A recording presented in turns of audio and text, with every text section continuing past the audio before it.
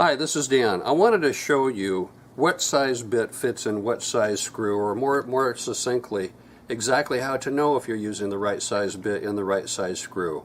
Logically, you might think that if you go to the hardware store and purchase number 2 screws, this is a number 2 screw, that it automatically would use a number 2 bit, right?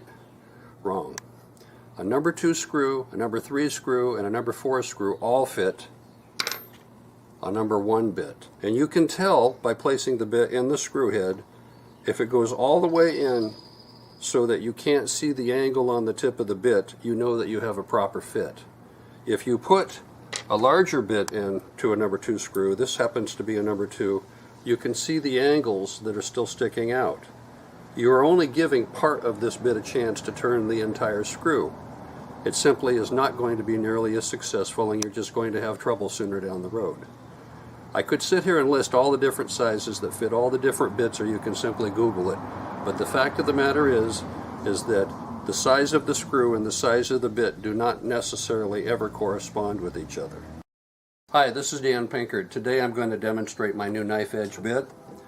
Just drive some screws straight in, no pilot holes. Try not to look clumsy here.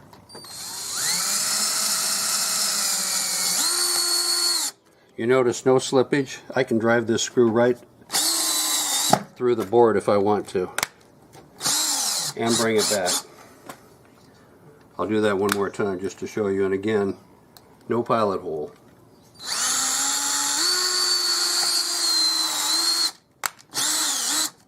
And it doesn't slip.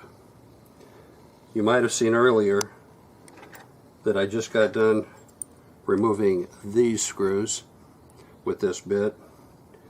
I don't know. I can try.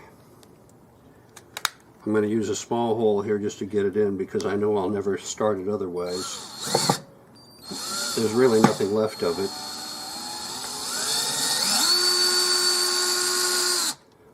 But I can turn it.